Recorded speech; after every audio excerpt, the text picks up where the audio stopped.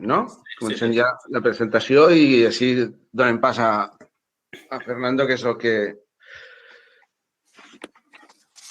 Bueno, gràcies a tots per estar aquí i donar goig veure la pantalla tan plena de miniatures, entre comilles.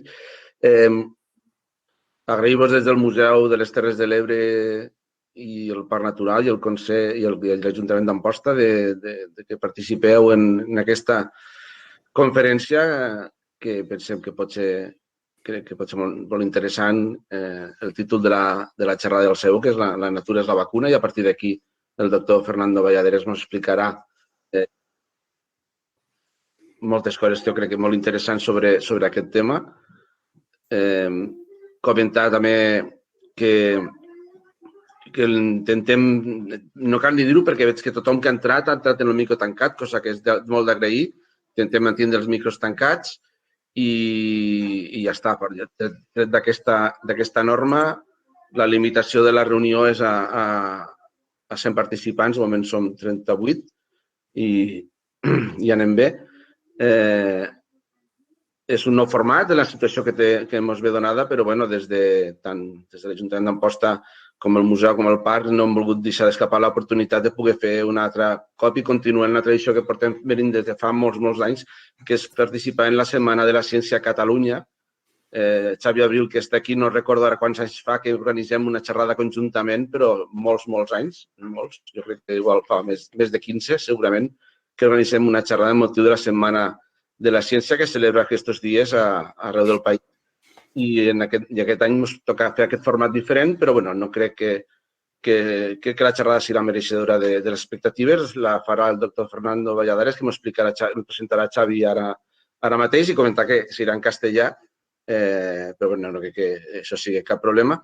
Llavors, sense més, Xavi, tu mateix presenta... Bueno, muy buena tarde a tothom. Fernando, muchas gracias por aceptar la invitación. Nos hubiera gustado que estuvieras aquí en el Delta. Bueno, te emplazamos para el próximo año, esto ya sabes, Muy bien. No sé si será en junio o en noviembre, pero bueno. Encantado. Bueno, Fernando es doctor en Ciencias Biológicas por la Universidad Complutense de Madrid y también es profesor de investigación del CSIC en el grupo de Ecología, ¿no? y de Cambio Global. Aparte tiene cantidad de artículos, premios, etcétera.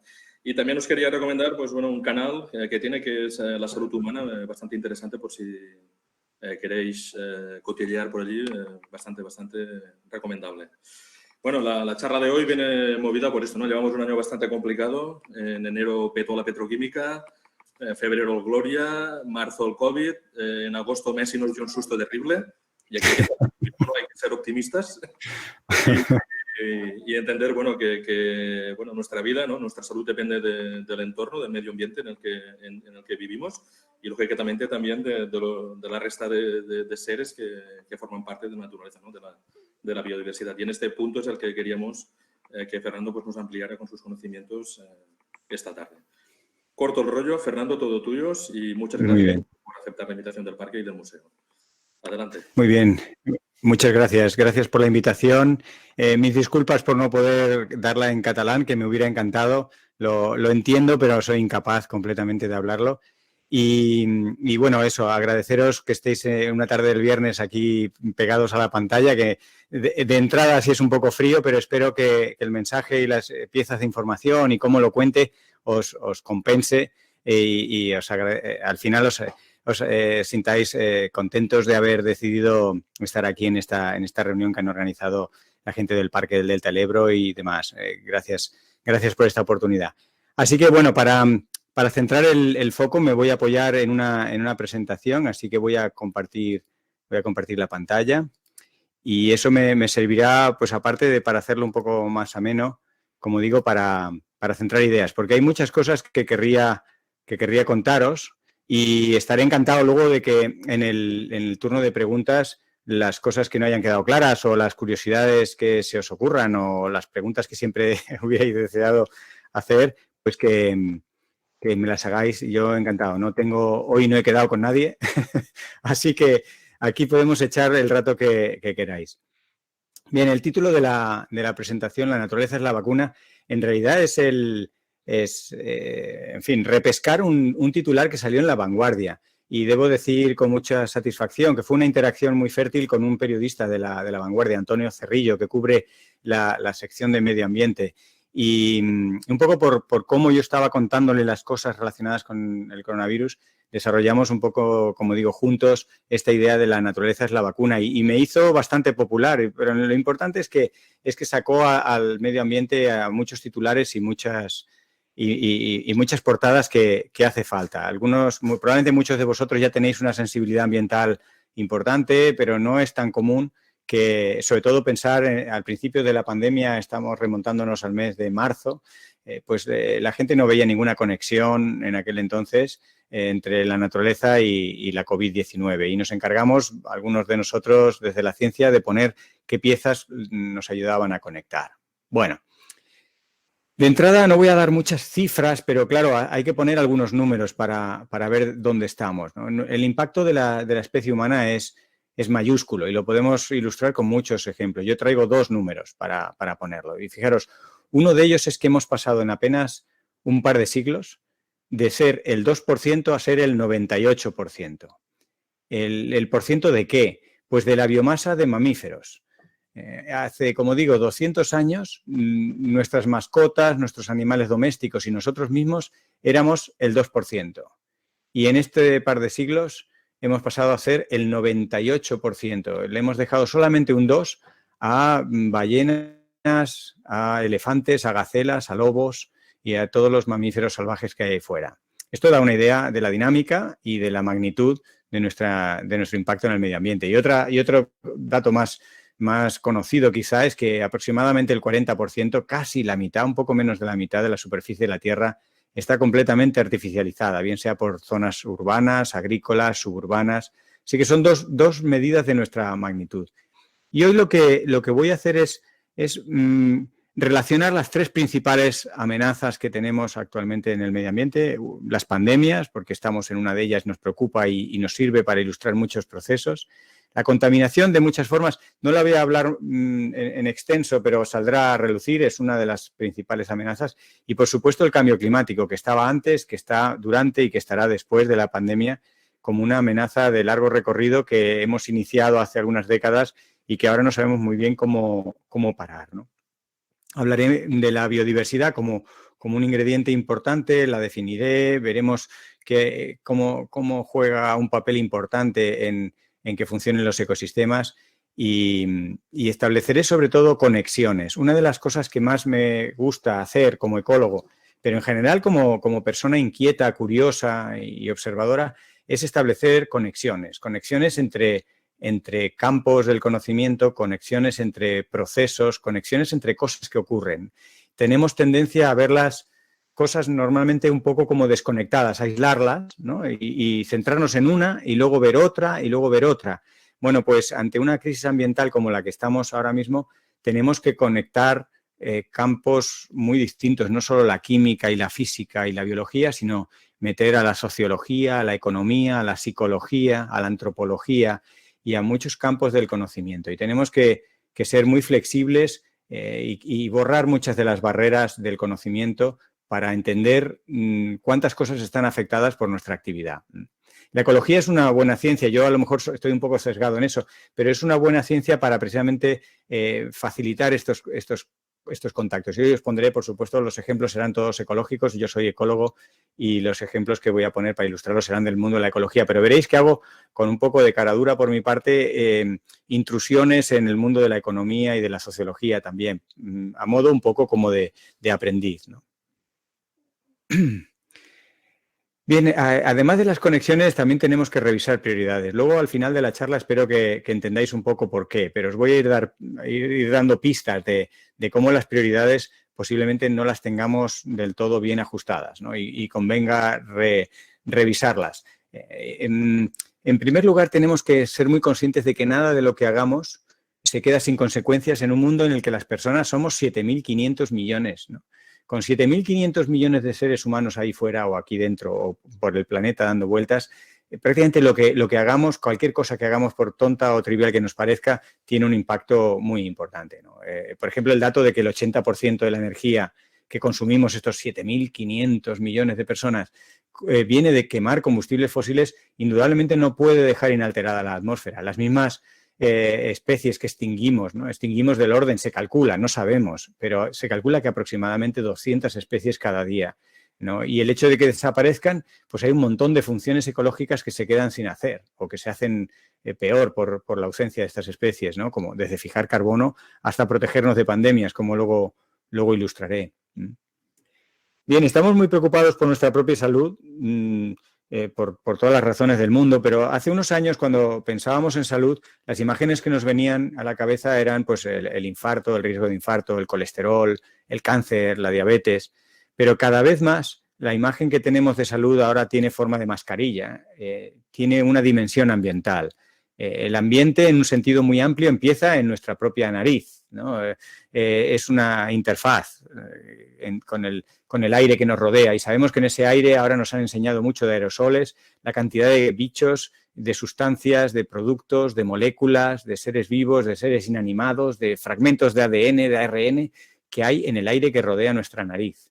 Y de ahí empieza el medio ambiente, hasta donde lo queráis llevar, y sabemos que nuestra salud depende de ese medio ambiente que nos rodea.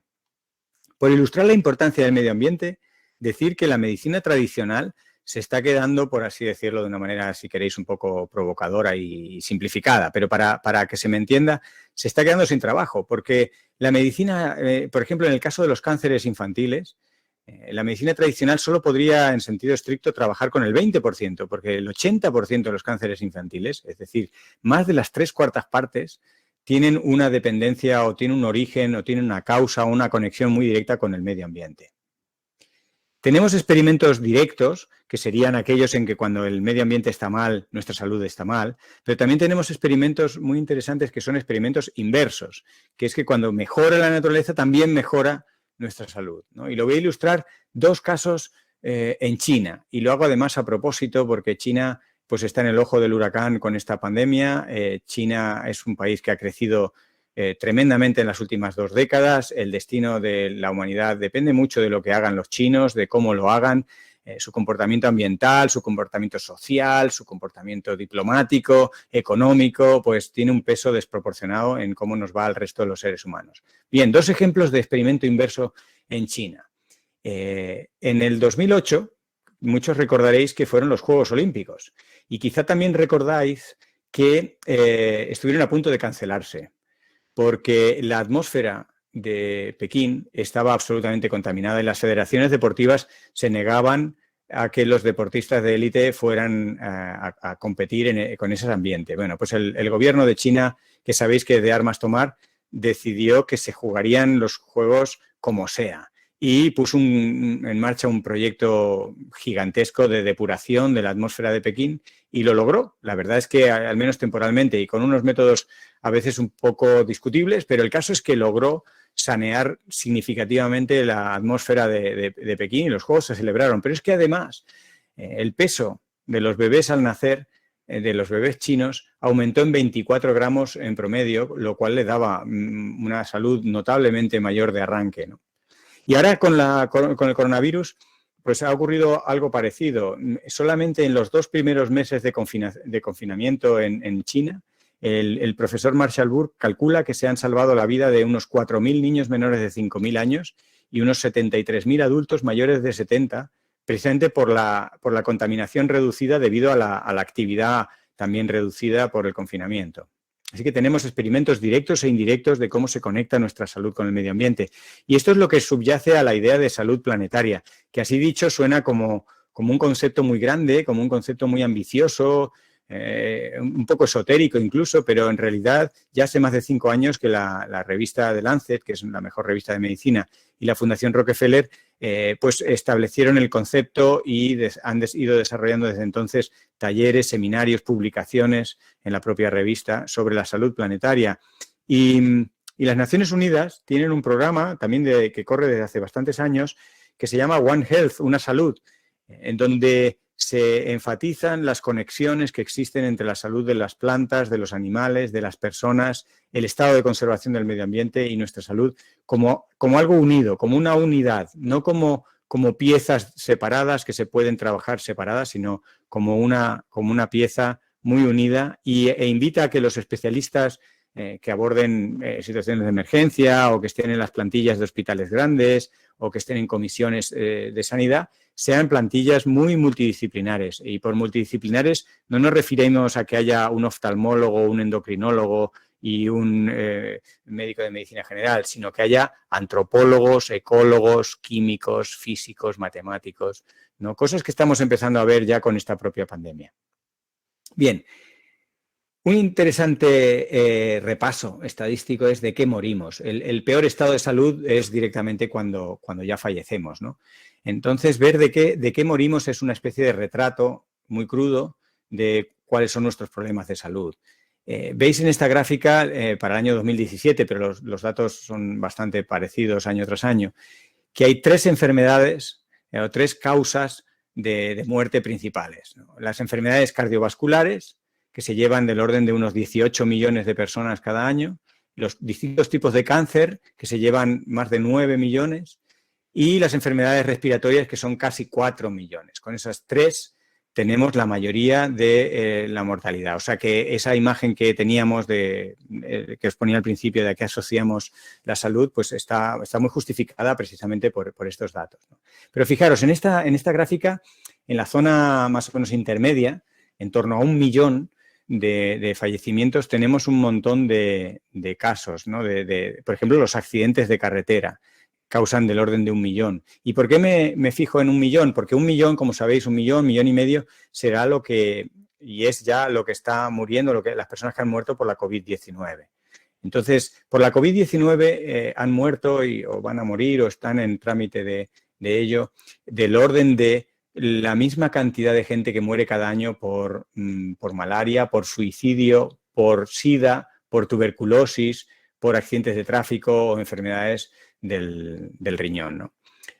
Para ponerlo en contexto, ¿no? Luego ya tenemos un montón de otras cosas, ¿no? De accidentes, fuegos, conflictos bélicos, abuso de drogas, desastres naturales, pero ya son números mucho más pequeños. O sea, la COVID ha venido para situarse como en la mitad más o menos de esta tabla, pero fijaros con quién comparte escenario, ¿no? Con otras enfermedades infecciosas, algunas como el SIDA, que lleva décadas de forma ya crónica, pero todavía funcionando. La malaria, que es una enfermedad muy difícil de erradicar, andan por ahí en esos valores, ¿no? Bien, el objetivo principal de esta presentación de hoy es explicar cómo la mayoría de estas causas guardan una relación más o menos directa con el estado del medio ambiente. Prácticamente en todas ellas podemos encontrar conexiones más o menos claras, más o menos directas, más o menos indirectas, con el estado de conservación del medio ambiente. Por ejemplo, el cambio climático. Bien, pues el cambio climático mata de forma directa y la Organización Mundial de la Salud calcula que este año morirá del orden de 250.000 de personas de forma directa por el cambio climático. El cambio climático no es una cosa, digamos, teórica que ocurre en los libros de texto o en los informes del IPCC. El cambio climático afecta a nuestra salud y provoca muertes directas. Si nos vamos a las muertes indirectas, se calcula que por el cambio climático de forma indirecta mueren del orden de decenas de miles de millones de personas. Así de gigantesca es la cifra relacionada indirectamente con el cambio climático. ¿Por qué? Bueno, pues porque el cambio climático afecta a prácticamente cualquier actividad, cualquier sector productivo, cualquier tipo de actividad humana, ¿no? Aquí tenéis un cuadro un poco complicado, ¿no? Donde tenemos todas las cosas que se pueden ver relacionadas o afectadas por el cambio climático y tienen que ver con nuestra salud. Indudablemente un clima extremo provoca muertes directas o heridas o impactos directos en nuestra salud mental, por ejemplo. La contaminación del aire, que es causa y consecuencia, que está estrechamente relacionada con el cambio climático, provoca asmas, enfermedades cardiovasculares, alergias respiratorias, ¿no? Pero luego tenemos los cambios en la ecología de vectores de enfermedades infecciosas, la malaria, el dengue, estas cosas que estábamos hablando, la enfermedad de Lyme, pero también el virus del Nilo occidental o distintas fiebres y encefalitis, se ven favorecidas porque el cambio climático amplía la distribución de los vectores, normalmente mosquitos o garrapatas. Tenemos también cambios en el nivel del mar que provocan impactos directos, pero impactos indirectos a través de la calidad del agua, del abastecimiento del agua, del suministro de agua y comida, que se ven muy afectados e incrementan la malnutrición de muchos millones de personas o miles de personas en el mundo. Y las famosas migraciones. Pensemos que la mitad de la humanidad se mueve hoy en día por razones climáticas. La mitad de las personas en origen, el problema ha sido un cambio límite en las condiciones climáticas, bien sean por inundaciones, por sequías, por catástrofes, que ya probablemente eran poblaciones un poco al límite y que esas inundaciones o esas sequías las ha movido a la migración forzosa, ¿no? Y ahora tenemos toda una serie de conflictos en las fronteras, una serie de problemas éticos, económicos, sociales, causados indirectamente por el cambio climático. Bien. Por seguir un poco con estas cifras, luego cambiaré un poco el tono, ¿no? Pero esto es un poco necrológico. Pero para poner en perspectiva, 5 millones de personas mueren cada año por la quema de combustibles fósiles. Fijaros, cuando veíamos el análisis enfermedad a enfermedad, estábamos en la zona media de la tabla, hablábamos de pues 1 millón de personas, 1 millón y pico por accidentes de tráfico, ¿no? Para que pongamos estas cosas en contexto, pues la calidad de la atmósfera provoca 5 millones de personas, el fallecimiento de 5 millones de personas. Madrid Central, con todo lo polémico que ha sido, que algunas opciones políticas lo retiraron y todos, sin embargo, la mayoría de las personas decíamos que Madrid Central nació pequeño y que tiene que ser mucho más grande, no solo tiene que estar. Bueno, pues el pequeño Madrid Central ahorra la muerte de 500 madrileños cada año. Para poner un ejemplo más local. Y esto, por supuesto, tiene un impacto incluso en el Producto Interior Bruto. Se calcula que del orden del 3,3% del Producto Interior Bruto de todo el planeta están afectados por la mala calidad de la atmósfera de las ciudades en las que vivimos muchos de nosotros. Y como no podía ser de otra forma, la contaminación y el coronavirus, la COVID-19, están muy relacionados. Os pongo un ejemplo, un estudio, un dato muy sencillo, muy fácil de entender, en un estudio muy estadísticamente robusto que se realizó en Estados Unidos y se publicó al principio de la pandemia de este año, mostraban cómo las personas que habían estado respirando una atmósfera ligeramente más contaminada, y por ligeramente más contaminada es atmósferas que tuvieran tan solo 1 microgramo de partículas que se denominan 2,5, que son las micras, es el diámetro aerodinámico de las partículas. Pues bien, por haber estado respirando los meses antes de la pandemia una atmósfera con solamente 1 microgramo más de estas partículas por metro cúbico, tenían un riesgo de muerte de un 15% más por el coronavirus. Aquí tenéis una conexión de esas que os decía que hay que establecer. Y bueno, ya que estamos hablando de pandemias, vamos a entrar un poquito más en arena sobre este tema, ¿no? Que nos tiene a todos tan preocupados, a muchos medio confinados o con medidas de restricción y muy preocupados. Bien, las pandemias indudablemente son el origen de o el resultado de muchos factores y una combinación de nuevas y viejas actividades humanas, ¿no? La deforestación que llevamos haciendo en los últimos siglos, pero también el tráfico de especies, muchas veces un tráfico ilegal de especies en condiciones poco sanitarias, poco reguladas, y luego estos mercados húmedos que sabéis que acrecientan las probabilidades de infección por tener los animales vivos en condiciones también muy malas de salud y que se convierten en organismos muy infecciosos por tener el sistema inmune deprimido, ¿no? Y luego ya todo esto acaba siendo multiplicado, amplificado por la globalización. Bien. En estos dos mapas que os pongo aquí se muestran en dos trabajos diferentes, uno de Jones y colaboradores, otro de Allen y colaboradores. Bueno, ¿dónde surgían las enfermedades, los brotes infecciosos, los posibles riesgos de pandemias a lo largo del siglo XX? En el gráfico de arriba, a mediados del siglo XX, los puntitos rojos lo marcan, y veis que hay muchos que están en zonas templadas, en Europa, en el norte de América, ¿no? Sin embargo, el mapa de abajo, hay muchos puntos en zonas tropicales y este mapa de abajo corresponde al siglo XXI. Es decir, cuando hemos pasado de degradar zonas templadas a degradar zonas tropicales, hemos cambiado la región de las cuales proceden estas infecciones. Esto es otra muestra más de cómo al alterar el medio ambiente nos salpica esta degradación en forma, en este caso, de riesgo de enfermedades infecciosas. Pero ¿cuál es la conexión? ¿Cómo ¿Qué conexión hay entre pandemias y biodiversidad? Al principio parecen dos cosas que no tienen nada que ver, ¿no? Bueno, pues vamos a desarrollarlas un poco. La biodiversidad nos protege, ¿no? Y este era un poco el concepto, una de las ideas que iba en esto de la vacuna, ¿no? La vacuna ya la teníamos y nos la hemos cargado, fue alguno de los titulares que sacamos en los meses de abril y mayo, ¿no? Esta idea de que estábamos muy empeñados, todavía seguimos empeñados en esta vacuna contra el coronavirus, pero en realidad teníamos otro tipo de vacuna, es más bien metafórica, pero bueno, que nos protege de las infecciones y la tenemos pues degradada y en mal estado. ¿Cómo nos protege la biodiversidad? Bueno, pues en esta infografía, en este gráfico, os resumo los 3 mecanismos principales. El primero, y cada mecanismo tiene una conexión con un grado diferente de biodiversidad. El primer mecanismo tiene que ver con una biodiversidad de grano grueso, por así decirlo, una diversidad a gran escala, que tiene que ver con lo que se conocen como grupos funcionales, con los grupos de especies, predadores, carnívoros, herbívoros, plantas de hoja perenne o caduca, grandes o pequeñas, reptiles, anfibios. Todos estos distintos grupos de especies, estrategias vitales, se conectan en una especie de red, que sabéis que se denominan pues, redes tróficas, redes alimenticias, cadenas alimenticias. Bueno, en realidad el concepto es mucho más amplio, son redes de interacción, porque algunas de estas especies no se comen unas a otras, pero sí que se controlan, se necesitan a veces para cerrar el ciclo vital, para polinizarse o para dispersarse o para compiten. Toda esta serie de relaciones que se establecen entre las especies que componen un ecosistema rico en especies hace que sea muy improbable que ninguna de estas especies explote demográficamente. Es muy raro que en un ecosistema rico en especies, rico en interacciones, una especie pueda descontrolarse demográficamente y volverse muy abundante.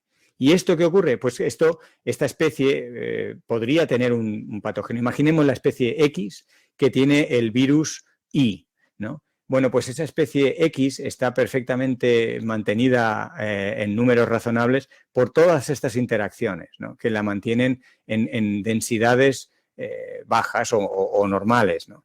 Y este es un primer control que hace la biodiversidad. A través de la red de la vida regula las poblaciones de las especies que pueden tener virus o patógenos peligrosos para la especie humana. Pero hay más mecanismos. Por ejemplo, el segundo mecanismo, que se conoce como dilución, tiene que ver con un grado más fino de biodiversidad, cuando la biodiversidad alude pues, a especies parecidas entre sí, por ejemplo, roedores o, por ejemplo, aves, ¿no? El hecho de que en un determinado sitio haya diversidad de aves o diversidad de roedores, pues hace que estos animales compartan el patógeno, sea un virus, sea una bacteria, lo comparten y no todas son igual de favorables para ese patógeno, para ese virus o bacteria. Y esto actúa diluyendo la carga vírica, porque unas especies actúan de cortafuegos, el virus no termina de desarrollarse bien o la bacteria no termina de propagarse al estar en una, otra, tercera, cuarta, quinta especie similar. Luego los vectores van pasando el virus de unos a otros, pero en algunas especies pues la carga vírica o la cantidad de la enfermedad, lo que se conoce como prevalencia, pues es pequeño. Y el resultado neto para el conjunto de la comunidad es que se diluye la carga del patógeno. Es muy diferente tener una o dos especies que tener 15 especies que comparten ese patógeno, ese virus o esa bacteria. Y el último mecanismo, que se conoce como amortiguación, tiene que ver con el grado más fino de diversidad que hay, que es la diversidad genética. Es la variabilidad genética que existe dentro de una especie, ¿no? Y lo podemos tener presente, por ejemplo, con el caso del coronavirus, que no hay casi 2 personas que suframos la enfermedad y tengamos los mismos síntomas. Parte de esas diferencias pues tienen que ver con la edad. Sabemos que los niños tienen tendencia a ser más asintomáticos, pero también tiene que ver con el estado de salud y con otras características. Pero también hay un componente genético. No somos todos igual, genéticamente iguales, no todos tenemos la misma respuesta, la misma sensibilidad al patógeno. Y el resultado de una población genéticamente heterogénea es que se amortigua el impacto de la enfermedad de forma un poco análoga a lo que ocurría con el mecanismo de dilución cuando son varias las especies que comparten el patógeno. Todo esto en realidad es ilustrar este concepto de la red de la vida que incluso en las grandes religiones monoteístas y no monoteístas, está presente de forma explícita. En los libros sagrados de estas religiones ya se habla de la red de la vida como algo más que simplemente estas distintas especies. Se da a entender que estas especies están conectadas, que se relacionan entre sí. Pues bien, este concepto tan ancestral, los ecólogos le ponen número, lo cuantifican y lo estudian, pero en el fondo es el que de alguna manera, nos protege o disminuye los riesgos de zoonosis. Y lo voy a ilustrar con ejemplos concretos. Todo esto era un poco el marco teórico de cómo nos puede proteger la biodiversidad y ahora voy a sacaros algunos casos concretos de estudio. Por ejemplo, el caso de un predador y una presa, ¿no? Pensamos que lo entendemos muy bien, el predador se come la presa es regulada por el predador, pero también cuando la presa disminuye en número, el predador no tiene alimento, entonces bajan las poblaciones del predador y hay un sistema de regulación que matemáticamente es bastante complicado. Es un modelo que se conoce como el modelo de Locke-Volterra y demás, tiene una formulación clásica y bastante complicada. Bueno, ahora le añadimos una tercera especie. La tercera especie sería precisamente el patógeno, imaginaros un virus. Bueno, pues la situación es complicada matemáticamente, pero la conclusión es muy sencilla. ¿Por qué es sencilla? ¿Qué ocurre? Cuando hay predador, la noticia es buena, y si no hay predador o el predador no regula las poblaciones de la presa, sino que es el patógeno el que regula las poblaciones de la presa, mal.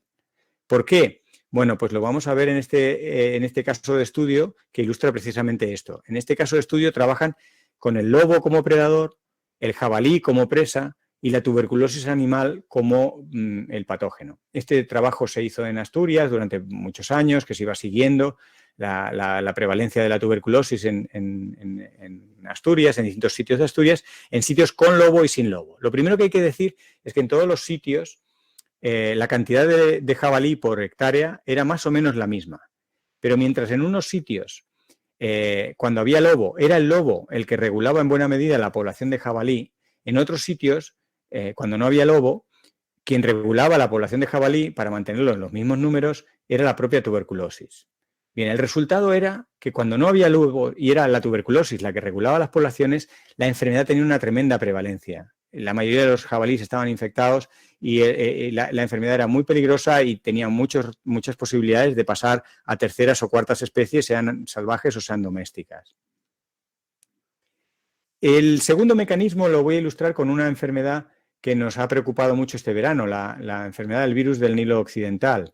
Esta enfermedad que sabéis que en el mes de agosto pues, golpeó el valle del Guadalquivir y en Sevilla todos tenemos, probablemente recordemos las imágenes de fumigando en los servicios sanitarios en Andalucía para reducir ¿qué? Pues el vector de la enfermedad, porque esta enfermedad, la del virus del Nilo Occidental, requiere un vector que es el mosquito.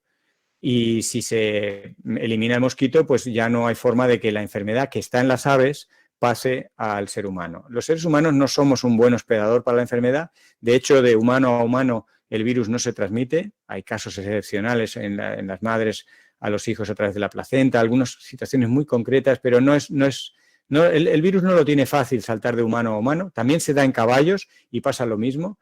Los caballos lo pueden padecer, pero no lo transmiten. Sin embargo, de las aves pasa a la especie humana a través del mosquito. Bien, en un estudio una vez más en Estados Unidos, hace 20 años, durante varios años, el grupo de Osfeld y colaboradores estuvieron mirando qué pasaba con la diversidad de aves, que son, como decía, el hospedador de la enfermedad, y la prevalencia o el impacto de la incidencia del virus en humanos, ¿no? En estas gráficas que veis aquí, cada color representa los datos para un año, para el 2002, el 2003, el 2004, y se representa la incidencia de la enfermedad en humanos frente a la diversidad de aves. Es logarítmico, lo que quiere decir es que la relación es muy directa y muy intensa. Si la representáramos sin más, sería una caída muy abrupta. Al representarlo en logaritmos se ve una caída más tendida. En realidad lo que quiere decir es que no es lo mismo tener ahí fuera, por ejemplo, 700 pájaros de dos especies que esos 700 pájaros pertenezcan a 15 o a 20 especies distintas. Porque opera el mecanismo que os ilustraba antes, el mecanismo de dilución. Y al final, el riesgo de que esa zoonosis acabe pasando a la especie humana es mucho menor porque la prevalencia de la enfermedad, cuando hay muchas especies que lo comparten, pues es más bajo. Lo curioso es que las primeras especies en desaparecer son normalmente las especies que más nos protegen. Sabéis que la situación actual estamos en un riesgo de extinción masivo y lo hemos comentado al principio, 200 especies cada día. Bien, pues en estas extinciones tan importantes desaparecen las especies normalmente. Es una regla, si queréis, un poco de andar por casa, pero se cumple en muchos sitios, por desgracia. Por ejemplo, en el caso de la enfermedad de Lyme, que la transmiten garrapatas, que es una enfermedad por una bacteria, cuando la comparten zarigüeyas y roedores. La zarigüeya es un marsupial americano que es bastante vulnerable y cuando el ecosistema se degrada, lo primero en desaparecer son las zarigüeyas. Cuando desaparecen las zarigüeyas, la carga de la enfermedad sube y el riesgo para humanos sube mucho, porque los ratones se cargan de esta enfermedad y la transmiten a través de las garrapatas a la especie humana. Bueno, este es un gráfico un poco complicado de entender, aunque tiene su gracia. Vamos a ver. Aquí representamos para distintos tipos de mamíferos. El mensaje que os quiero transmitir es que las especies, los tipos de especies, que serían el 1, 2, 3, 4 y 5, ¿no? Los distintos tipos de especies dentro de mamíferos, pues tenemos primates, tenemos carnívoros, tenemos murciélagos, tenemos roedores. Bueno, pues para todos los grupos se hicieron en este trabajo que presentaron este año Johnson y colaboradores, estuvieron estudiando el número de virus zoonóticos que tenían, ¿no? El número de virus que podían causar una zoonosis, una infección de origen animal que pasa a la especie humana. Bueno, veis que los circulitos más gordos, que son los que tienen mayor número de virus zoonóticos, corresponden a las especies de tipo 3 y 4. Tanto para primates como para ciervos, carnívoros y demás, las especies de tipo 3 y 4. ¿Cuáles son estas especies? ¿Qué tipo de especies son estas? Son las especies de hábitats degradados o directamente las especies explotadas por humanos. Sin embargo, las especies de tipo 1 y 2, que son las especies escasas o en declive, como podría ser la zarigüeya que os contaba antes, pues son las primeras especies en desaparecer, pero además es que son las especies que tienen menor número de, en este caso, virus zoonóticos. Podríamos hablar de muchos ejemplos. En este caso ya es por salirme un poco del campo estricto de la diversidad, ¿no? En este caso os traigo un ejemplo de fragmentación. Los hábitats bien conservados normalmente están poco fragmentados. Y en este trabajo que he hecho también con la enfermedad de Lyme hace ya 15 años, pues se mostraba cómo las garrapatas que transmiten esta enfermedad tenían menor infectación de la enfermedad, estaban menos infectadas por la bacteria cuando el fragmento era más grande. Aquí el número de garrapatas infectadas decrece muy rápidamente con el tamaño del fragmento del bosque. Esto nos hace idea de que no es solo la biodiversidad, sino otros procesos ecológicos que tienen que ver con el grado de conservación, en este caso con el inverso de la fragmentación, con el hecho de mantener fragmentos grandes.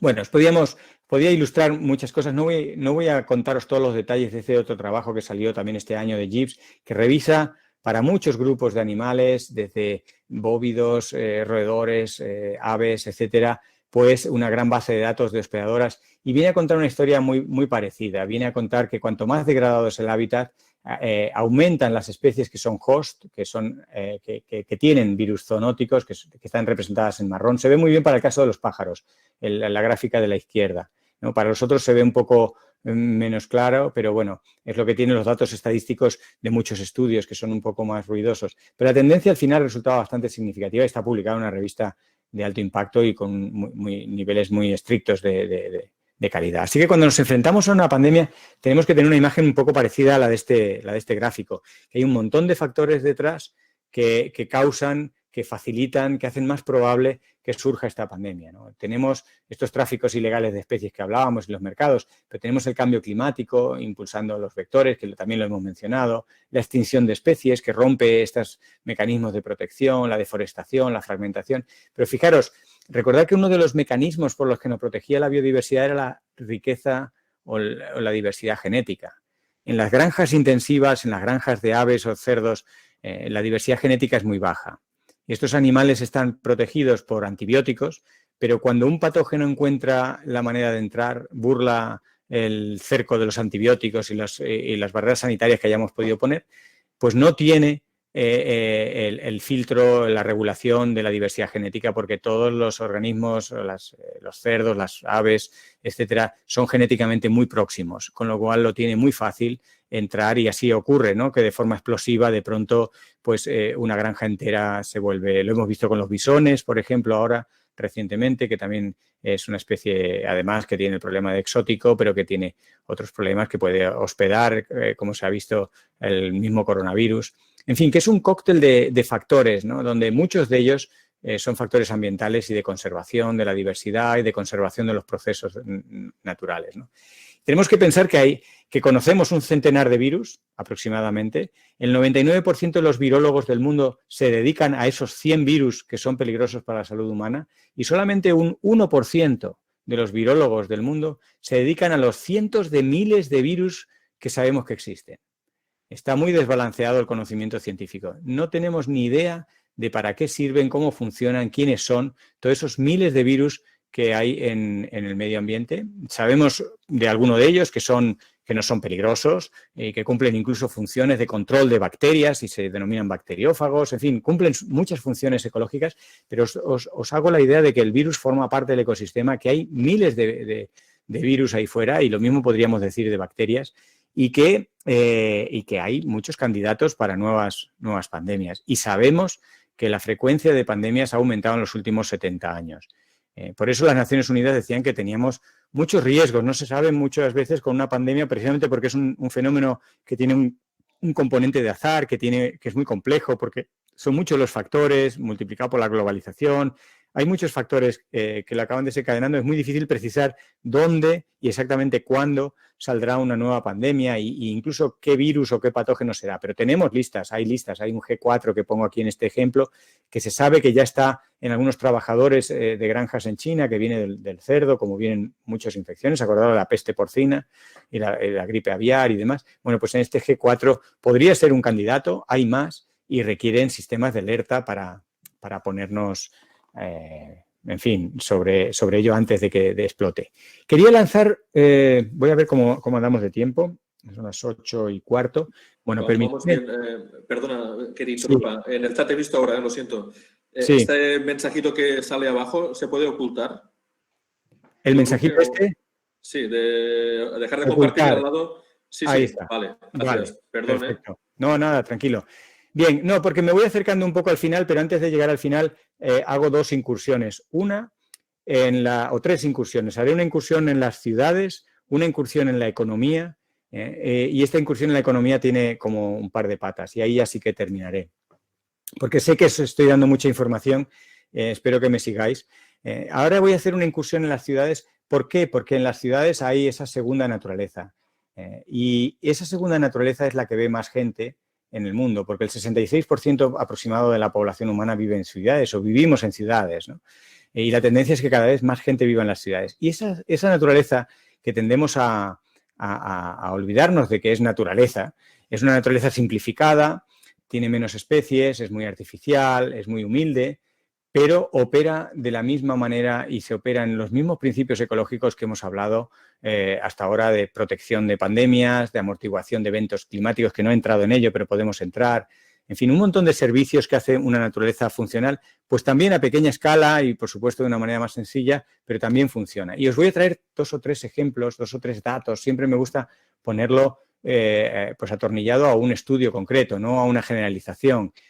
Rojas y Rueda el año pasado publicaron un trabajo en el que mostraban una relación muy significativa inversa entre la presencia de espacios verdes y la mortalidad de las personas. Cuando las personas vivían en un entorno de 500 metros de radio de una zona verde, vivían 3 o 4 años más. Y este estudio se apoyó en datos de más de 8 millones de personas de 7 países. Es una tendencia, rodearnos de verde en la ciudad y sobre todo en la ciudad nos alarga la vida. Y otro trabajo, por ejemplo, sabéis que las enfermedades psicológicas, los trastornos psicológicos son la gran plaga del siglo XXI, ya a finales del siglo XX eran una causa importante, en la gráfica que vimos al principio estaban por ahí y en varios niveles, ¿no? Los desórdenes y trastornos psicológicos, todos hemos oído hablar de la depresión, la ansiedad, pero bueno, hay muchas formas. En este trabajo que os traigo aquí, que se publicó también el año pasado, veían el riesgo que las personas adolescentes y adultas podían tener de trastornos psicológicos y entre ellos incluían la esquizofrenia, abuso de drogas, desórdenes compulsivos obsesivos, anorexias, trastornos bipolares, depresiones, ansiedades. Todo este conjunto de trastornos psicológicos, el riesgo de padecerlos en fase adolescente o adulta disminuía significativamente según la cantidad de zonas verdes que habíamos tenido cuando éramos niños. En las gráficas, las 5 grafiquitas pequeñas que acompañan a esta fotografía muestran precisamente eso, el riesgo relativo de tener en fase adulta o adolescente de estos trastornos psicológicos, cómo disminuye a medida que aumenta la cantidad de zonas verdes con un índice establecido por satélite que se llama NDVI, pero bueno, que no viene al cuento. El caso es que cuanto más zona verde durante la infancia, el riesgo relativo de padecer esos trastornos disminuía tanto en zonas rurales, que sería el gráfico de arriba a la izquierda, como en pueblos directamente, como en ciudades pequeñas, en el centro de ciudades y en ciudades residenciales. En los 5 casos se vio esta tendencia muy significativa de mantenernos sanos psicológicamente en fase adulta si de pequeños habíamos tenido la fortuna de estar en zonas verdes. Cuanta más verde, mejor, ¿no? Incluso este estudio, que además es un estudio que se realizó en la ciudad de Barcelona y que los autores, Dabdan y colaboradores, dicen que, bueno, que hay que tener un poco de precaución porque el número de muestras es pequeño, pero es un estudio muy interesante que muestra hasta incluso la base anatómica de dónde podían estar estos beneficios de tener zonas verdes en las ciudades, ¿no? Y encontraron que los niños y niñas, estos son estudios digamos, por tomografías y ecografías y escáneres, ¿no? Que recomponían y estudiaban y comparaban los cerebros de los niños y niñas que se criaron en barrios con distinta cantidad de zonas verdes y vieron cómo se desarrollaba más sustancia gris en el córtex prefrontal, cómo tenían mayor volumen de materia blanca y se correlacionaron con una mayor memoria y una mayor capacidad de concentración. O sea que son más razones para conservar la naturaleza, esa naturaleza, segunda naturaleza más humilde que es la de las ciudades, ¿no? Y ahora voy a entrar en esa penúltima fase, ¿no?, de mi presentación, en la que me meto en economía. Y os voy a traer 2 pinceladas del informe anual que hace el Foro Económico Mundial, que se reúne, como sabéis, en la ciudad de Davos o de Davos, en Suiza. En febrero de este año publicaron este informe anual, un informe extenso, un informe con muchas gráficas fáciles de entender y que resumen con la mejor ciencia posible y con los mejores equipos matemáticos, financieros y estadísticos cuáles son los riesgos económicos, ¿no? Aquí se representan en colores los tipos de riesgos, la probabilidad y el impacto, que sería la columna grande de la izquierda sería la probabilidad, la de la derecha de los impactos, y en verde lo ambiental. Fijaros, van desde el año 2012 en la parte de abajo hasta el 2020 en la parte de arriba y todo lo verde son riesgos ambientales y lo azul, por ejemplo, son riesgos económicos. Así que la actual crisis sanitaria, económica, etcétera, no es ni sanitaria ni económica, es una crisis ambiental. La economía no es un riesgo para la economía, en absoluto. Y esto, lo que me gusta, y por eso lo traigo aquí, lo dicen los propios economistas, porque que lo digamos los ecólogos podríamos tener algún conflicto de intereses o podríamos tener un sesgo porque, bueno, pues pensamos que la ecología lo explica todo. Los propios economistas, y aquí estamos hablando de economistas que mueven realmente la economía del mundo, BlackRock, las grandes entidades financieras, las que se preocupan en las inversiones multimillonarias, que mueven presupuestos superiores al Producto Interior Bruto de muchos países europeos. Estas personas, estas entidades, con sus mejores herramientas matemáticas, calculan que los riesgos son ambientales. Y cuando uno va al listado de qué entienden por riesgos ambientales, ve pérdida de biodiversidad, cambio climático, eventos extremos, ¿no? Y estos son los auténticos riesgos para la economía, ¿no? Por eso vienen informes como el que salió a principios del verano este año, el informe Waldron, en el que mostraba un resultado muy claro de la rentabilidad de proteger la tierra. Actualmente la tierra está más o menos en un 15% la superficie terrestre protegida. Bueno, pues ellos proponen proteger el doble, irnos al 30%. Y esto supone un pequeño aumento en la producción económica total, pero sobre todo tiene una rentabilidad económica muy grande por la mitigación de los grandes riesgos económicos que precisamente se veían en el informe que os mostraba antes por las entidades financieras, ¿no? Esta inversión y esta protección del doble de lo que tenemos disminuyen los riesgos de cambio climático y los asociados con la pérdida de la biodiversidad, entre otros, estos que hemos hablado de las pandemias. Y en estas gráficas, pues comparan con la situación actual, que sería a la izquierda del todo, pues 6 distintos programas de conservación y en azul están los costes y en distintos colores, en naranja están los ingresos y demás, y van calculando cuántos ingresos, y el último ingreso, el gris, es incluso el efecto multiplicativo que podría tener el turismo. Pero bueno, sin meter el turismo, veis que los ingresos y los beneficios son muy superiores a los costes, una alta rentabilidad, ¿no? Y recientemente han salido incluso mapas de dónde poner estas zonas y por qué ponerlas, ¿no? En este otro estudio se van incluso más allá. Dicen que necesitaríamos, para tener una auténtica red de seguridad ante la biodiversidad y el cambio climático, tendríamos que ser más ambiciosos y llegar a proteger el 50%, ya no el 30%, sino el 50%. Bueno,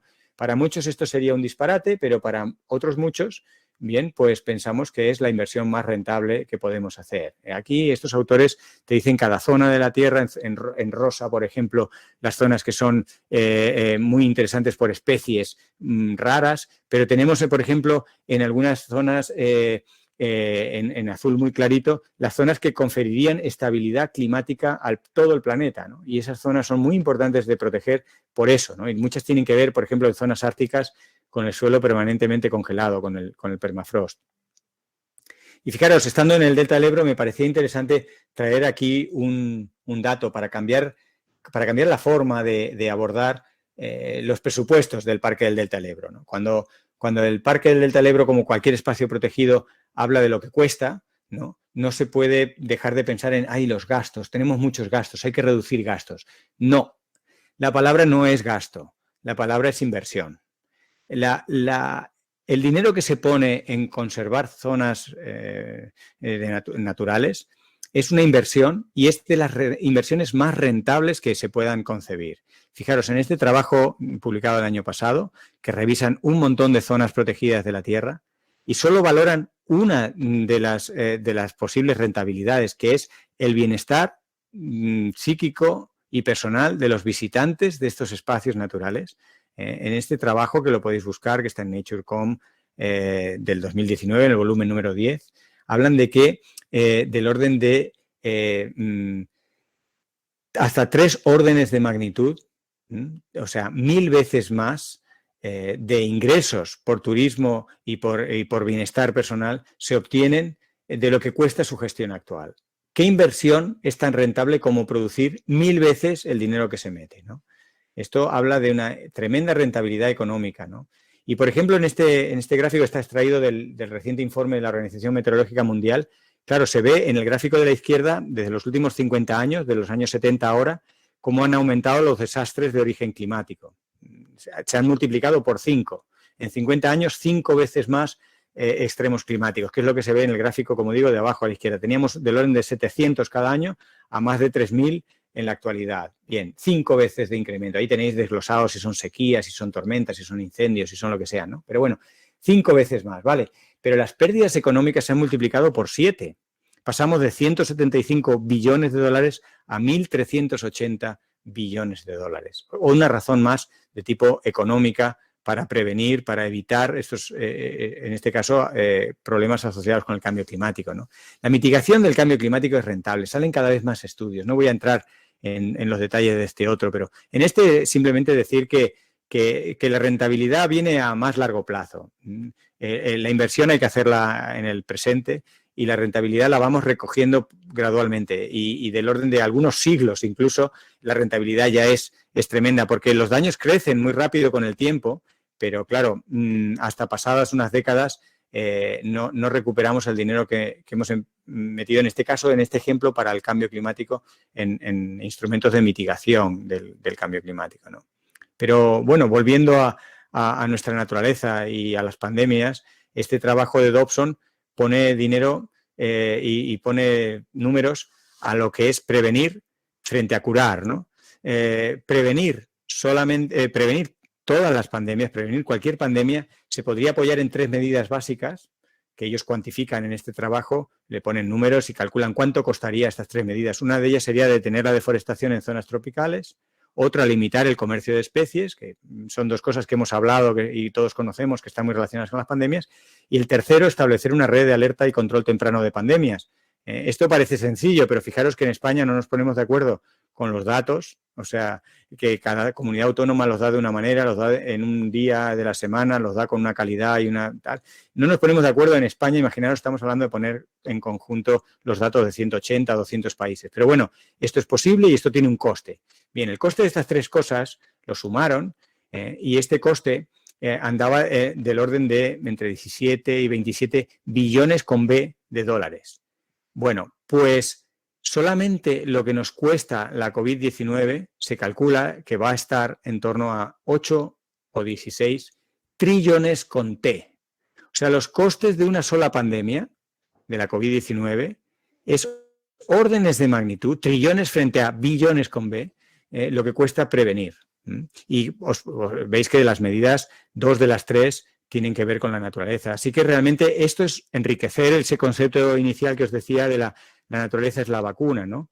Y ya voy acabando. Nos quedan todavía un par de minutos. Quería compartir con vosotros la reflexión de que el planeta tiene límites, ¿no?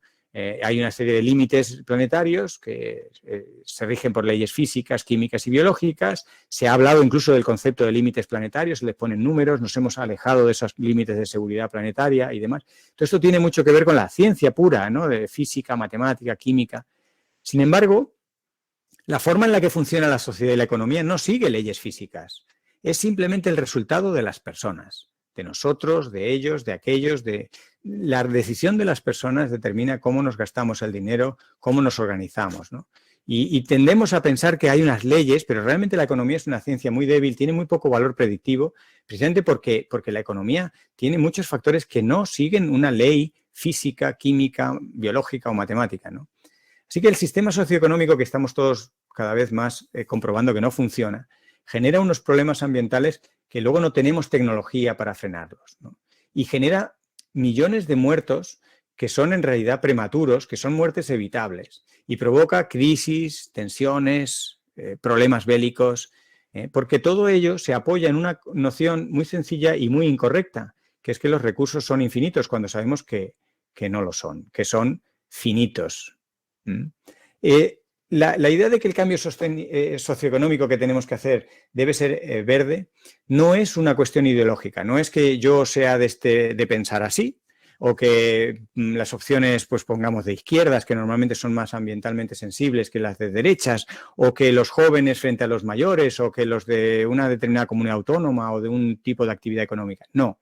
No es una cuestión ideológica, es una cuestión meramente científica. Hoy he puesto algunas piezas de distintas áreas, he puesto más de ecología que de economía, pero no es una cuestión ideológica. Es el único cambio que es viable y sostenible con lo que sabemos de la ciencia. Y una evidencia de que hay mucho consenso en esto es el Pacto Verde Europeo, que lo defendieron, como quizá conozcáis o sepáis, incluso opciones políticas que no son típicamente ambientalistas. En Europa, grupos conservadores, que paradójicamente con el nombre los conservadores no son muy proclives a conservar la naturaleza, pero estos grupos conservadores apoyaron el Pacto Verde Europeo porque entendían, al igual que los demás grupos, que la salida a las crisis actuales, a la actual crisis no solo del coronavirus, sino a la crisis socioeconómica que tenemos, tiene que ser en verde, ¿no?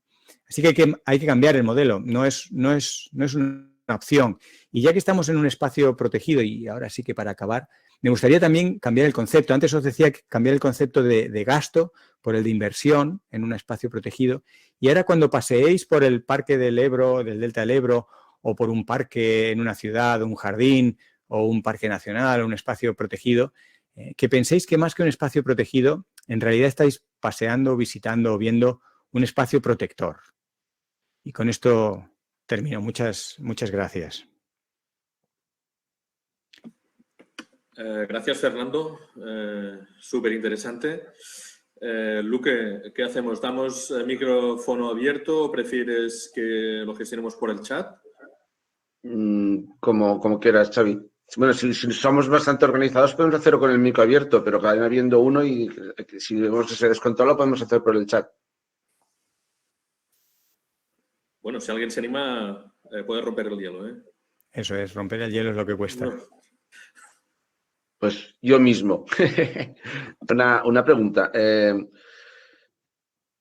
Queda claro que los costes y los beneficios están clarísimos. Es un tema que has explicado muy bien, que es conocido, que la naturaleza, proteger la naturaleza es protegernos a nosotros, que incluso ya empezamos a hablar en términos económicos, que ya era hora y es importante.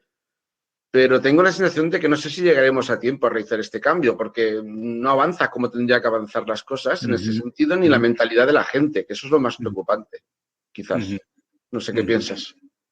Sí, realmente a los que estamos más concienciados por el medio ambiente nos parece que nos movemos muy despacio.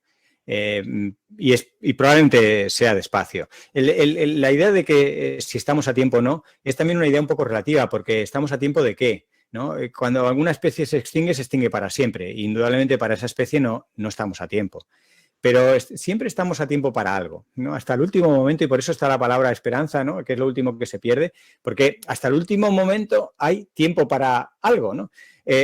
Muchas gráficas, por ejemplo, del panel intergubernamental de cambio climático muestran cuanto más tiempo tardemos en tomar decisiones significativas, menos opciones tenemos, pero siempre hay una opción. O sea, lo que pasa es que nuestras opciones disminuyen.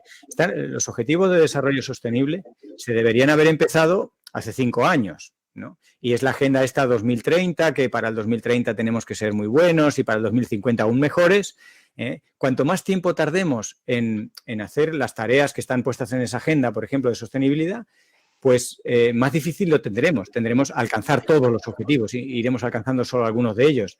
Entonces, yo te diría que siempre hay tiempo para algo, que tenemos que movernos lo más rápido para estar siempre en la mejor condición posible de poder elegir, de no tener que darnos prisa.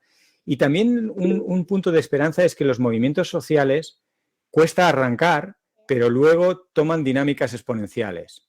¿Qué quiere decir? Que ahora yo creo que con los movimientos juveniles, sobre todo el año pasado, ¿no? Ahora con la pandemia estamos todos un poco congelados, y aunque siga habiendo activismo y movimientos sociales de protesta y en fin, de mover a cambios en distintos ámbitos, está todo un poco más parado, pero aún así sigue habiendo movimiento. Se está creando las condiciones, por ejemplo, para un fenómeno como las asambleas ciudadanas. Y ya hay muchos países, España estamos intentando lanzar asambleas ciudadanas. ¿Qué son esto de las asambleas ciudadanas? Pues es una herramienta democrática, pero paralela a la vía representativa, que lo que puede es meterle la directa a los políticos que van lentos, ¿no? Los políticos son una rara especie en la que muchas veces les criticamos y tal, pero los hemos elegido nosotros. Y al final eso tiene una dinámica y unos tiempos.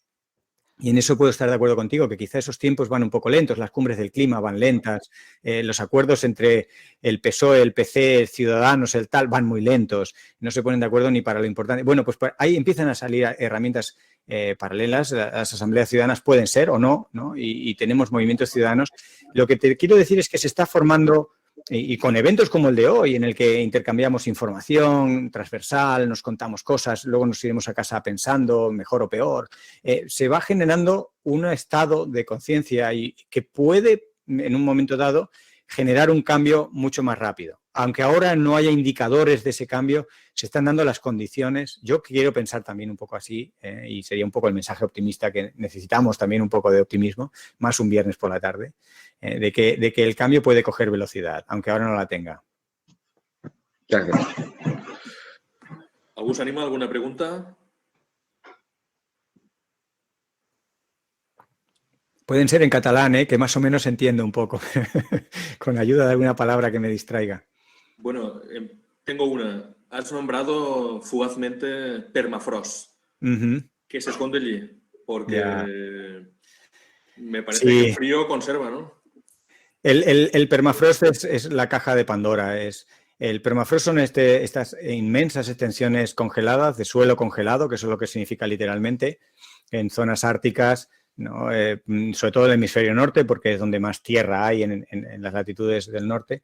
Este suelo congelado mantiene a buen recaudo muchas cosas, incluso patógenos, virus y demás, ¿no? Han salido a la prensa, salieron varias notas de algunos patógenos, un brote de anthrax, por ejemplo, en Siberia, que surgió por unos cuerpos que estaban congelados de hace siglos y que salieron a al fundirse el suelo, pues quedaron expuestos y traían consigo el anthrax y se provocó una infección local. Bueno, esto puede ser quizá más local y no tan global y tan preocupante, pero lo que también almacenan el permafrost y los suelos congelados son gases de efecto invernadero, el CO2, pero también el metano. Y esto, ahora están surgiendo algunos modelos climáticos que empiezan a incorporar lo que se conoce como un efecto de retroalimentación, porque al fundirse el suelo, y esto no todos los modelos climáticos lo incorporaban antes, con lo cual no son buenas noticias, porque los escenarios van a ser un poquito peores de lo que sabíamos. ¿Por qué? Porque al fundirse esos extensísimos, tenéis que imaginar que son miles de kilómetros cuadrados en Canadá, en Siberia, ¿no? Que al empezar a derretirse y durante algunos meses al año empezar a liberar estos gases de efecto invernadero, suben la temperatura y al subir la temperatura se derretirán más y esto es un ciclo de retroalimentación que solo genera más, es más y esto no regula el clima, ¿no? Y esto es una preocupación. Realmente los permafrost son ahora mismo uno de los puntos, en fin, que nos preocupa a muchos porque los empezamos a tener más presentes y las noticias, como decía, no son muy alentadoras. Y pensar, por ejemplo, proyectos locos, suicidas, como la mayoría de los proyectos de Trump, ¿no? Que por suerte no continúan el cargo, pero Trump ha sido una máquina de destrucción masiva de medio ambiente, ¿no? Y tenía estos proyectos locos de traer oleoductos desde Alaska, que no solo tenían en sí el problema que podía seguir quemando combustibles fósiles, sino que precisamente alteraban el permafrost de extensas zonas, ¿no? Y el permafrost ahora mismo lo que hay que hacer es dejarlo quieto, o sea, que esté congelado todo el tiempo que pueda y que no alterarlo porque es una bomba de relojería. Gracias. Nos han entrado dos preguntas por el chat. No sé si las puedes leer. Bueno, la cantidad de nuevos patógenos que nos afectan a los humanos son un mecanismo de regulación de la cantidad de humanos que hay. No sé si los puedes leer, Fernando, ¿no? Si los puedes leer. Sí, lo leo, lo veo bien, pero está bien que me ayudes, por si se me despista alguno. De María Caso, ¿no? Mira, realmente entre ecólogos, y poniendo el ejemplo que os ponía del jabalí, el lobo y la tuberculosis, ¿no? Si el ser humano ha perdido quien lo regule, al final nos regulan las enfermedades. Pueden ser las pandemias, los patógenos, sean nuevos o sean los de siempre, pero recrudecidos o porque muten o porque recombinan. Pensar que los virus no solo mutan, sino también recombinan, o sea, lo hacen todos, se combinan entre ellos y salen variedades nuevas del viejo conocido. Sean los patógenos o bien sea la no sostenibilidad ambiental a la que vamos llevando a muchos sistemas.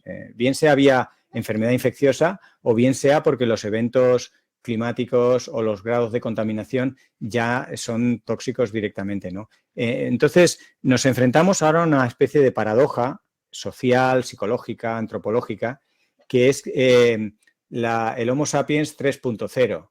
El Homo sapiens 1.0 era aquel primer bípedo tal, que todo eran problemas que la naturaleza le daba por todos los sitios, que no controlaba prácticamente nada. Luego el 2.0 fue el Homo sapiens ya tecnológico, capaz de regular y defenderse más activamente de la naturaleza.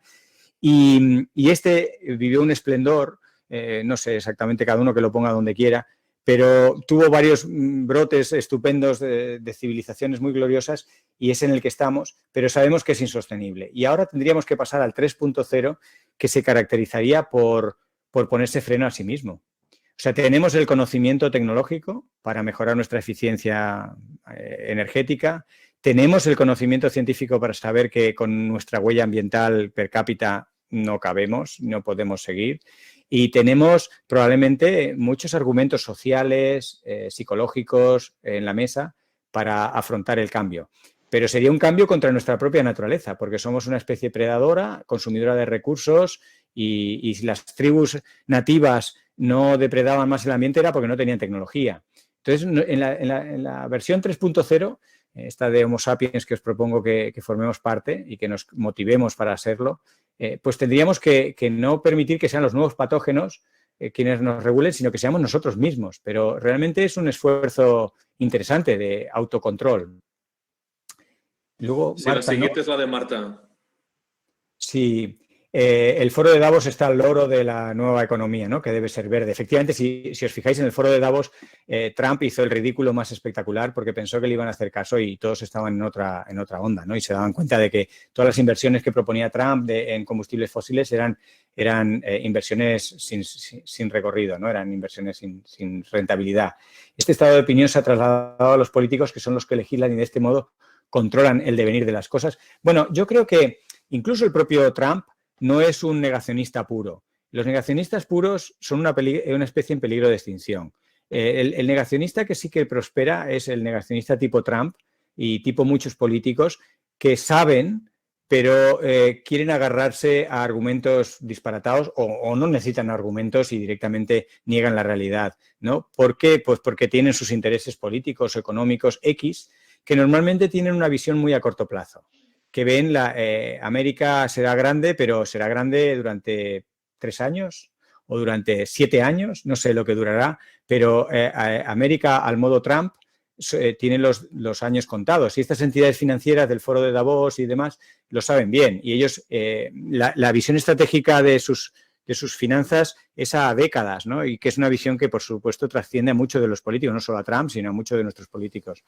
Entonces, en realidad hay una trampa en el plazo, ¿no? Que los políticos se mueven en un plazo de muy corto plazo y los ciudadanos tenemos que empujarles y nosotros mismos tenemos que ir pensando en el largo plazo, que es cómo se controlan, cómo se entienden los procesos, cómo se puede conseguir estabilidad climática, cómo se puede prevenir las pandemias en el largo plazo. Luego tenemos un comentario, que sobre los plásticos y la basura en las zonas naturales, que bueno, no deja de ser un reflejo de nuestra sociedad, de nuestra manera de producir y de consumir. Sería otro debate. Bueno, Josep nos pregunta... Que tiene prevista la Unión Europea destinar un volumen importante de fondos para mitigar los efectos del COVID. Se estima que podrían tratarse de 140.000 millones. Si yo conozco, si se van a establecer criterios ecológicos para seleccionar los proyectos a financiar. Bueno, indudablemente hay un filtro verde muy importante. Hay una mirada muy en verde. El problema, para mí, la preocupación no es tanto el color de ese filtro y los criterios que son, yo creo que tienen un buen entronque ecológico, sino la precipitación con la que se van a ir aplicando la financiación. A mí me preocupa más si recordáis el plan de empleo de Zapatero, por ejemplo, ¿no? Que fue una idea bastante peregrina de salir de la crisis, que no funcionó, fue gastar dinero.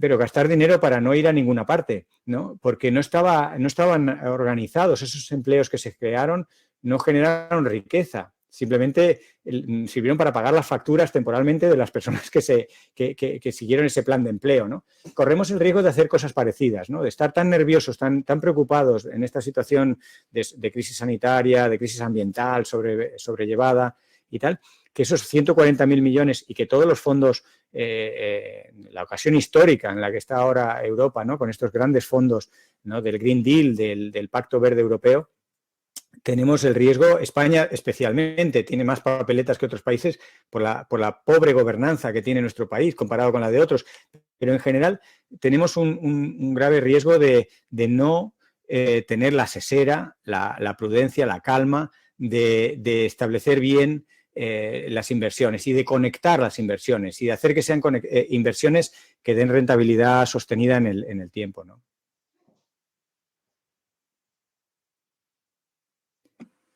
Por aquí me preguntan... Sí. Agustí, gracias por la charla. Vale, María, otra vez. ¿Qué opinas de las mascarillas y demás protección de plástico de un solo uso que ha traído la COVID-19? Sí, realmente es... Bueno, es lo de los remedios urgentes que no da tiempo a tener toda una cadena de reciclado, no tenemos los hábitos, tampoco exactamente qué hacemos con la maldita mascarilla una vez que ya no la usamos. Nos ha pillado un poco, en fin, sin experiencia en mascarillas, la verdad. Los chinos y los japoneses llevan décadas usando mascarillas, nosotros hasta nos reíamos de ellos, ¿no? Nos parecían un poco exagerados cuando iban con su mascarilla.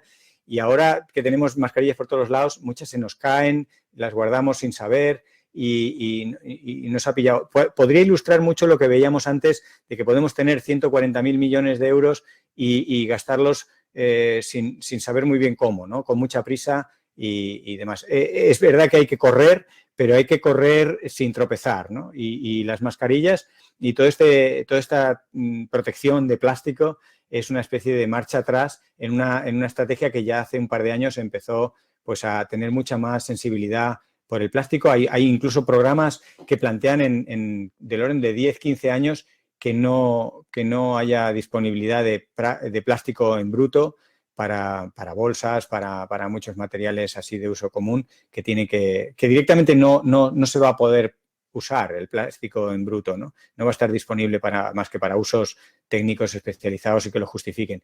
Pero bueno, para llegar ahí tenemos que ir escalonadamente encontrándole alternativas, materiales alternativos al plástico que ya hay, que es mucho, encontrarle salida, no solo quemarlo. Y esto requiere una planificación escalonada, una concienciación social, que yo creo que se va avanzando en los distintos campos, pero quizá como comentaba Pedro, ¿no? Creo, Pere, que no vamos suficientemente rápido. Hay que correr, pero sin tropezarse. Gracias. De hecho, sí, las mascarillas ya forman parte de la basura en la naturaleza y ya lo estamos comprobando en nuestros propios espacios. Creo que tenemos tiempo al menos para un par de preguntas más. Si alguien se anima, tiene alguna duda. Yo encantado, como os decía.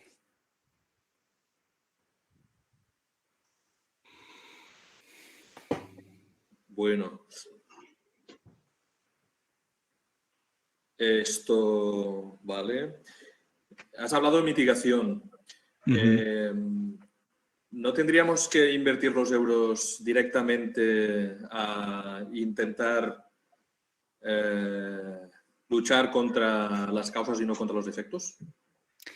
Sí, bueno, el mensaje principal, y por eso lo de la vacuna, ¿no? Y estas analogías, ¿no? De ir buscando las causas. A mí me gusta mucho conectar la biodiversidad con el cambio climático porque en el fondo hay unas causas muy comunes, ¿no? Que tienen que ver con esto que hoy hemos hablado de degradar la naturaleza, de explotarla de forma no sostenible.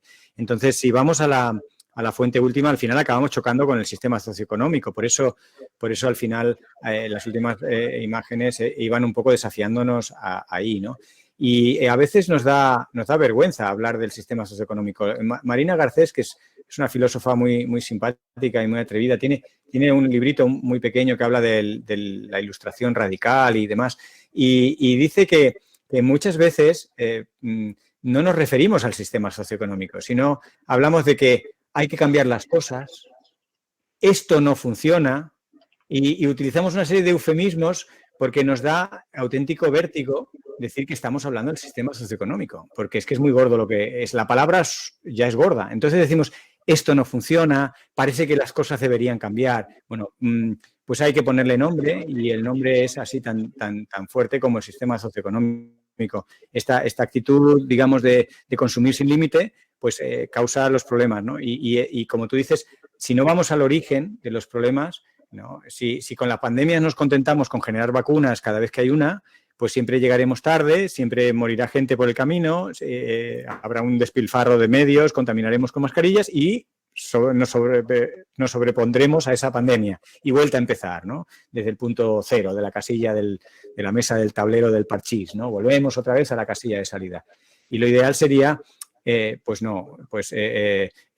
aprender de estas cosas que muchas veces pensamos que esta pandemia nos ha asustado de verdad, ¿no? Y que a lo mejor asusta más que el cambio climático, que es un concepto un poco más esotérico, más lejano, a veces golpea en forma de tormenta gloria y te deja temblando, pero normalmente el cambio climático pues, es una cosa que toma forma de osos polares y de cosas lejanas, el permafrost que hablábamos antes, ¿no? Y es más intangible. Sin embargo, la pandemia la hemos sufrido, la estamos sufriendo en primera persona y por eso si conectamos las razones últimas y vemos que en el fondo tenemos que cambiar nosotros y no maldecir al virus ni maldecir a la tormenta gloria, sino decir, a ver, que el origen está en alguna de nuestras actividades y atrevernos. Muchas de las cosas es que simplemente nos falta valor, tanto a los políticos, que les culpamos de todo, pero también a nosotros mismos, pues tenemos una inercia de seguir haciendo las cosas como las hemos y miramos al vecino a ver si el vecino lo hace bien, si él lo hace yo también y estamos un poco dudando, ¿no? Y nos falta quizá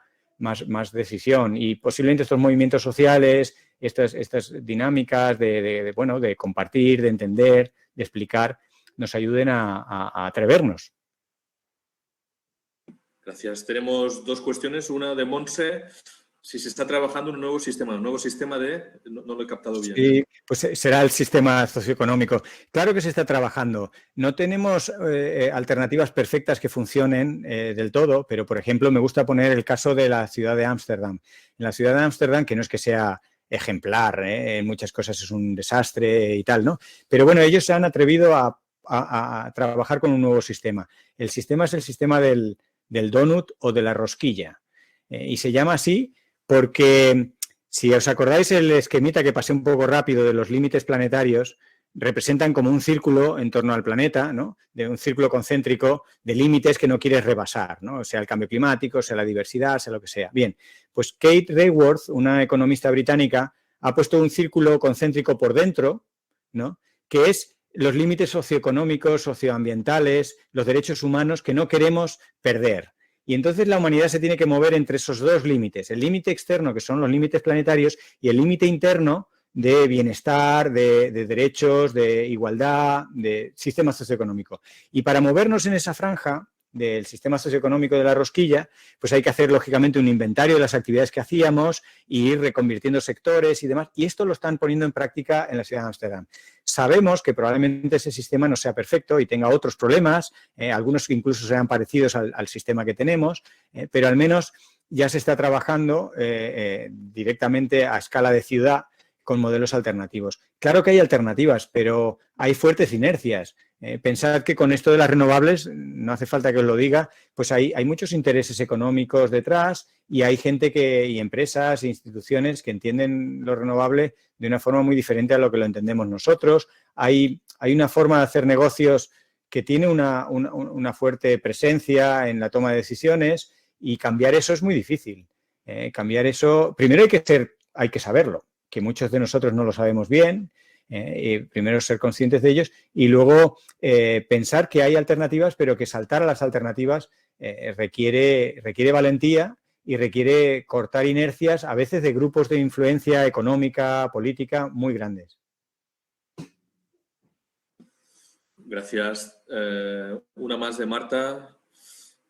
Cambiar el modelo socioeconómico se asocia a estrecharse el cinturón. ¿Estamos por esta labor? Claro, este es uno de los discursos que hay que cambiar. Fijaros que hoy os he puesto un montón de deberes, yo lo siento mucho y si no los hacéis todos pues no os pondré mala nota, pero os he pedido que cambiéis el gasto por inversión, que los espacios protectores en lugar de protegidos. Bueno, pues lo de estrecharse el cinturón es otro de los conceptos que hay que cambiar, porque eso nos lleva a ese enfrentamiento entre economía y conservación, ¿no? Y realmente lo que tenemos es que hablar de desarrollo. Y el desarrollo, de hecho, hay nuevos estimadores de Producto Interior Bruto que se están proponiendo, pero que también hay reticencias a usarlos. El Producto Interior Bruto no debe ser, no puede ser, no tiene lógica que sea solamente los estimadores económicos que se están utilizando.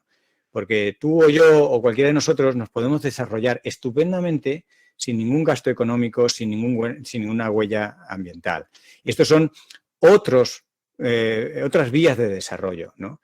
Y esto ya relaja el concepto de estrecharse el cinturón, porque tú puedes seguir creciendo, puedes seguir desarrollándote, pero no a la vieja usanza, no emitiendo CO2, no tirando mascarillas, no haciendo este tipo de cosas, ¿no? Y hay mucho margen, pero claro, requiere revalorar las cosas. Por eso os hablaba también del concepto de prioridades y de cambiar la escala de valores, de lo que antes te parecía importante, que era ir con el todoterreno al trabajo para, bueno, pues algunos piensan que es muy seguro y realmente un coche cuanto más pesa, más mortal es el accidente. Otros piensan que, bueno, con este coche algún día en fin de semana iré por la naturaleza, luego la prueba es que no van nunca.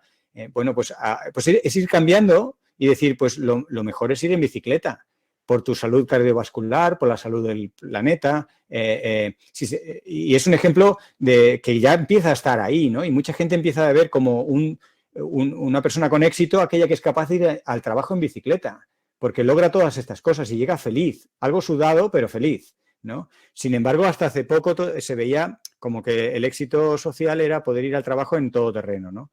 Bien, pues estos son ejemplos que no es necesariamente, por eso lo de desechar, lo de estrechar el cinturón, por cambiar un poco esa dinámica. Nosotros los primeros, no tenemos que verlo como una pérdida, sino vamos ganando en otros terrenos y la escala de medir el éxito social, el desarrollo, se mide en otras unidades, ¿no? Últimas preguntas de Teresa. ¿Qué opinas sobre la apuesta sobre el coche eléctrico y si crees que las multinacionales están liderando este proyecto? Sí, la verdad es que es un tema peliagudo porque, bueno, el coche eléctrico tiene 2 o 3 grandes ventajas indiscutibles. Una ventaja que tiene es que localmente no contamina. Entonces, si estamos hablando de un problema de contaminación en Barcelona o en Madrid, pues el tener un parque eléctrico, indudablemente, localmente te baja el problema agudo de contaminación. Eso es una ventaja. Otra ventaja es que un coche eléctrico tiene muchas menos piezas que un coche de combustión. Esto me lo explicó un ingeniero hace unos meses. Solo por el hecho de tener muchas menos piezas, la cadena de montaje, la de producción, la de postventa de suplemento, de distribución y de transporte de todas las piezas y suministros, se disminuye, pero abismalmente. Entonces, solo con esta tontería de tener menos piezas, un coche eléctrico ya tiene menos huella ambiental. Pero sabéis que tiene todo el problema de las baterías, que todavía no terminan de funcionar muy bien, que además se emplean materiales que su extracción es problemática y que luego su reciclado es imperfecto y contaminan. Entonces, el coche eléctrico no está exento de cierto pecado ambiental. Y por supuesto, lo que dice Teresa, que las mismas multinacionales que antes hacían dinero de una manera, ahora están intentando hacer dinero con la misma mentalidad, pero con otro producto. Y esto es lo que tenemos que amablemente no permitir, ¿no? O sea, no se trata de que agarremos el fusil ni que les obliguemos a confesar, pero sí tenemos que amablemente decirles no somos tan tontos, nos damos cuenta, damos unos márgenes de transición para el cambio de modelo de negocio, pero no podemos seguir haciendo molinos de viento igual que antes hacíamos coches diésel, ¿no? No se trata de eso, se trata de más cosas, ¿no? Es difícil luchar contra estas grandes corporaciones que están empleando mucho dinero en lavados de imagen verdes, greenwashing. Sí. Y si os fijáis, yo qué sé, entras en las webs y todo es verde, todo sostenible y ahora todo es circular. Sí. O sea, hay una parte que es verdad. Yo creo que, mira, el hecho de hablar en ese lenguaje ya es un primer buen síntoma. Psicológicamente está demostrado en muchos casos que el hecho ya de pronunciar determinadas palabras, ¿no? Se ha visto con el feminismo, machismo, patriarcado, se ha visto con muchas cosas que simplemente explicitar determinados conceptos ya es un primer paso en la resolución del problema. Y el que las grandes corporaciones, Iberdrola, si las conocemos a todas, ¿no? Las grandes empresas generadoras o gestionadoras de energía en nuestro país y los grandes grupos de influencia, ¿no? El que empiecen a hablar en verde, y sabiendo que tienen además una audiencia cada vez más informada, que es capaz de mirar en Internet y ver las trampas de greenwashing y que a veces le sale, como ocurrió en la Cumbre del Clima en Madrid, que algunas... la Cumbre del Clima de Madrid se abrió con unas portadas de los periódicos muy en verde de los grandes grupos, que luego se volvió muy en contra. Fue una propaganda casi negativa porque... Claro, ¿qué ocurrió? Que estaban los grupos ecologistas que al día siguiente hicieron la contraportada y dijeron, oye, ¿qué pasa? ¿Que vosotras sois las solucionadoras? A ver, podéis ser parte de la solución, pero de momento sois parte del problema y muy gordo. Y entonces las empresas saben que lo que dicen lo lee gente informada y es bueno que se entre en esa dinámica y que aunque hagan algo de greenwashing, por lo menos que haya green, ¿no? Y ya vamos en una buena dirección.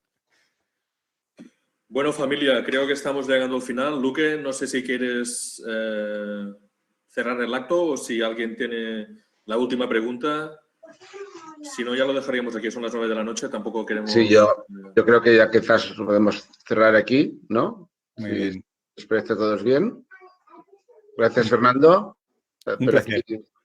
Muy agradecidos. Un placer, un gusto. Seguid con estas reuniones que hacen mucha falta y yo encantado en las que pueda unirme. Queda invitado para la Semana Ciencia del año que viene y a ver si puede ser presencialmente esta vez. Ojalá. Muy bien. Moltes gràcies. Vale. Gràcies a tothom per estar aquí. Nos veiem pronto, xics. Feu bondat estos días, cuideu-vos y hasta la próxima. Fernando, muy amable, gracias. Un saludo. Te hago una llamada el lunes. Muy bien. Vale. Venga. Chao. Adeu. Adeu.